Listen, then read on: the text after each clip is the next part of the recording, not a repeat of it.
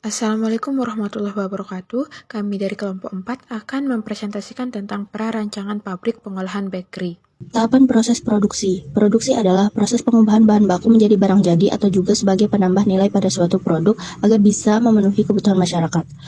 Selanjutnya, bahan pembuatan roti. Di sini ada tepung. Berdasarkan kandungan glutennya, tepung yang digunakan dalam pembuatan roti dapat dibedakan menjadi 4, yaitu tepung protein rendah, tepung protein sedang, tepung protein tinggi, dan tepung self-rising. Bahan pembuatan roti selanjutnya adalah ragi. Ragi dibedakan menjadi 3 jenis, yaitu ragi basah, ragi aktif kering, dan ragi instan.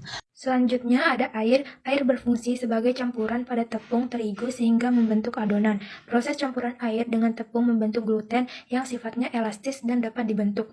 Air juga berfungsi sebagai pengontrol suhu adonan. Selanjutnya ada garam dan gula. Garam berfungsi sebagai pengontrol dan penstabilisasi rasa pada roti. Pengontrol proses fermentasi dari ragi juga sebagai pengawet alami pada roti, sedangkan gula itu berfungsi sebagai penambah rasa, juga menambah warna kecoklatan pada roti.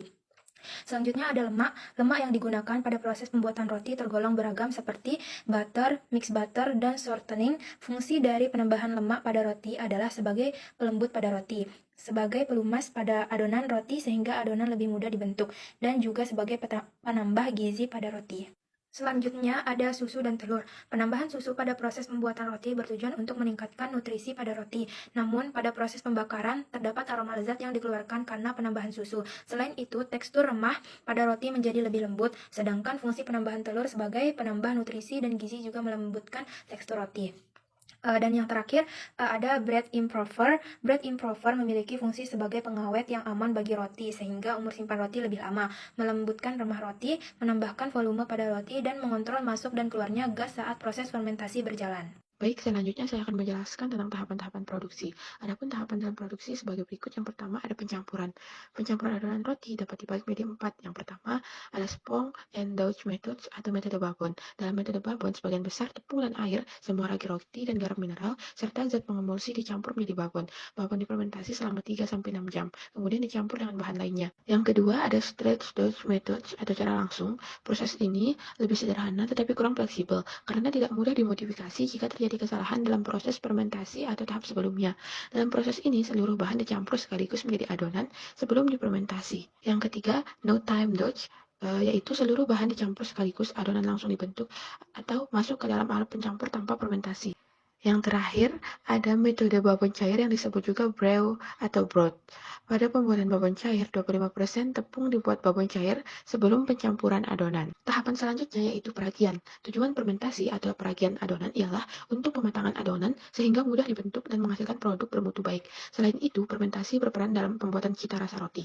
Selama fermentasi, enzim-enzim ragi bereaksi dengan pati dan gula untuk menghasilkan gas karbon dioksida. Perkembangan gas ini menyebabkan adonan mengembang dan menyebabkan adonan menjadi lebih ringan dan lebih besar.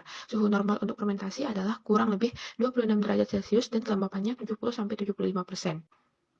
Tahapan yang ketiga yaitu pembentukan. Pada tahap ini secara berurutan adonan dibagi dan dibulatkan, diistirahatkan, dipulung, dimasukkan dalam loyang, dan fermentasi akhir sebelum dipanggang dan dikemas. Yang terakhir ada proses pemanggangan. Beberapa menit pertama setelah adonan masuk oven, terjadi peningkatan volume adonan secara cepat. Pada saat ini, enzim amilase menjadi lebih aktif dan terjadi perubahan pati menjadi dextrin, adonan menjadi lebih cair, sedangkan produksi gas karbon dioksida meningkat. Adapun diagram alir dan neraca bahan yang digunakan dalam pembuatan roti bisa dilihat pada gambar di atas.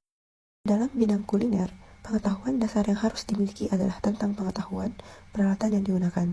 Peralatan adalah sesuatu alat utama dan perlengkapan yang diperlukan di dapur guna memperlancar seluruh pekerjaan dapur. Perlengkapan dan peralatan yang biasa digunakan dalam pengolahan produk pastry. Kemudian yang kedua yaitu ada baking equipment, yaitu peralatan yang digunakan untuk kebutuhan pembakaran.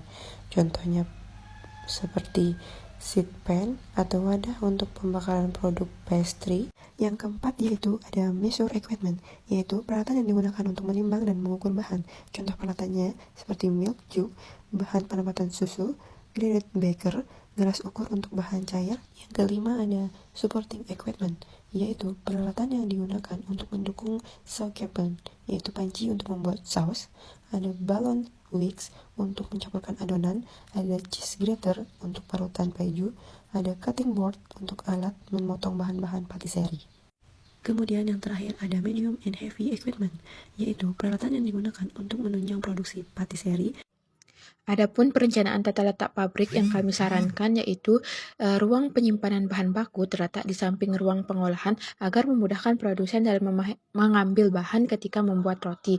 Yang selanjutnya ada ruang molding, yang selanjutnya ada ruang fermentasi, yaitu ketika roti sudah diolah atau diadon akan dilakukan fermentasi, lalu dilakukan pengovenan di ruang oven. Selanjutnya setelah dilakukan pengovenan ada ruang pendinginan dan setelah dilakukan pendinginan ada ruang packaging atau tempat pengemasan ketika roti sudah dilakukan pendinginan. Selanjutnya setelah roti dikemas akan diletakkan di ruang produk yang sudah jadi atau ruangan khusus untuk produk yang sudah jadi. Selanjutnya teknik sanitasi dan kelayakan ekonomi.